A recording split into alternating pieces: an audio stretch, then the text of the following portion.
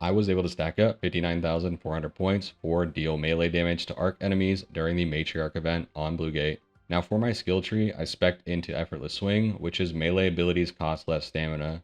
This is the only one that I'd recommend you take. I ended up taking the two that follow this as well because I was curious how they worked, but I did not find a whole lot of success in trying that. So I would just recommend doing the Effortless Swing, and I'll help you understand a way to stack up more points after you deal with the Matriarch.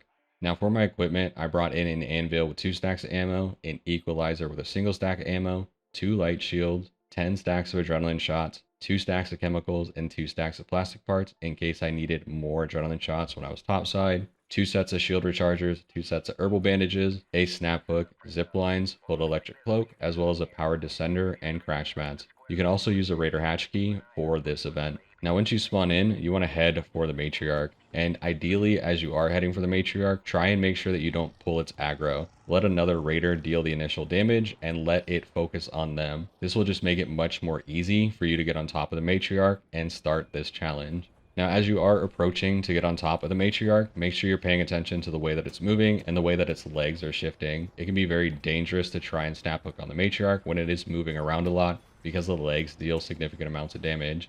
Once you find your opening, snap hook on top of the Matriarch, and you want to find the middle part of its head. There will be a circular piece of armor that essentially protects its core from damage. Using the equalizer, target this center plate until it's destroyed.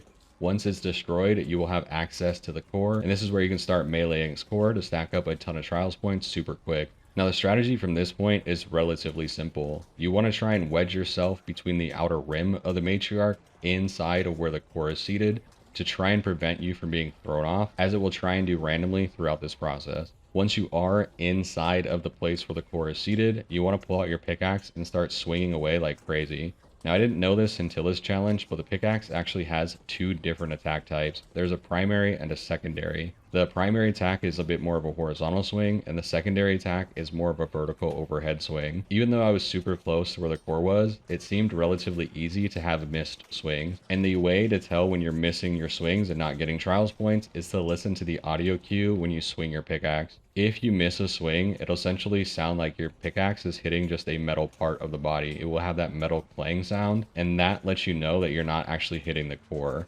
The sound effect for the pickaxe actually hitting and stacking up damage is a little bit more of a static effect, and you won't have that strong metal clank from the missed swing. In general, I found the overhead swing to be a little bit more effective at consistently hitting the core, and the horizontal swing seemed to miss a little bit more often for me in general. Now, like I said, as you are doing this, the Matriarch is going to try and shake you off of its head. If you've wedged yourself in to where the core is well enough, you can essentially prevent yourself from being thrown out because you won't be able to get pushed out of where the core is. That said, it isn't a perfect process, and at some point you're probably going to get thrown off. So, what I recommend doing as you are being thrown off is try and spam the mantle button.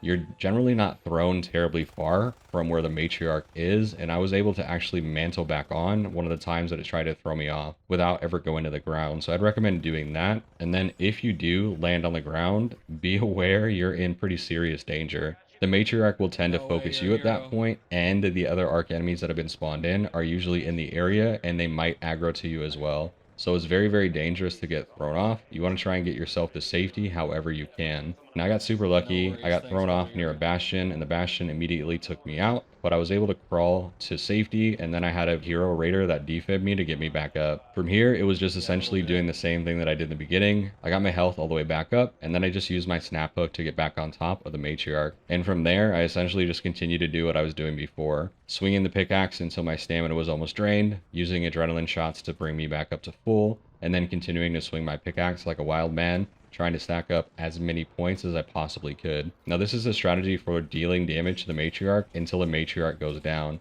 Just continue to repeat this process as much as you possibly can. Things to look out for as you are on the Matriarch's head is if other raiders are snaphooking up with you and placing a deadline on its core, you need to get yourself off and to safety. That deadline will take you out instantly if it goes off when you're inside of it. So you do need to try and be careful to pay attention to whether or not other raiders are coming up and trying to deal that kind of damage. But beyond that, it really is just a process of pickaxing it up until it goes down.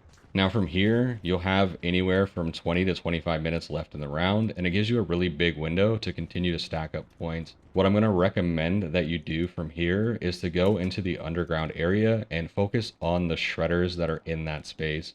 You can also use your pickaxe on ticks and pops, but don't try and pickaxe fireballs or comets. These are both super dangerous for you to try and pickaxe, and the fireball curiously has a very strong piece of armor that protects it from your melee damage really well, and it will take you out with its fire damage before you take it out with your pickaxe. So just don't try on those two. But the shredder itself is actually really easy to try and melee overall. Shredders have a really consistent attack pattern, and it's easy to rotate out of their attack just by using a little bit of a cover that gets you out of their line of sight.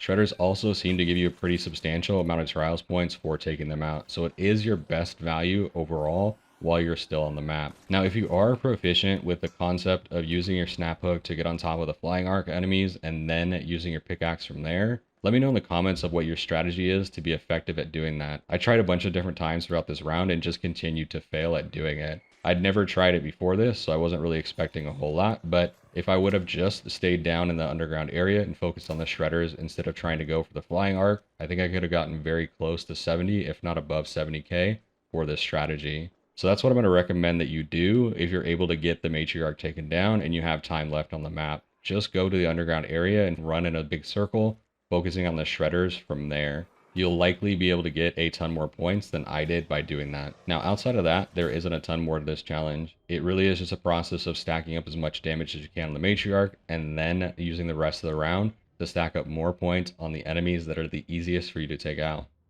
Once you've stacked up enough points and you're happy with your score, head back to Speranza, collect any loot if you haven't already, and watch your score fly up the leaderboard.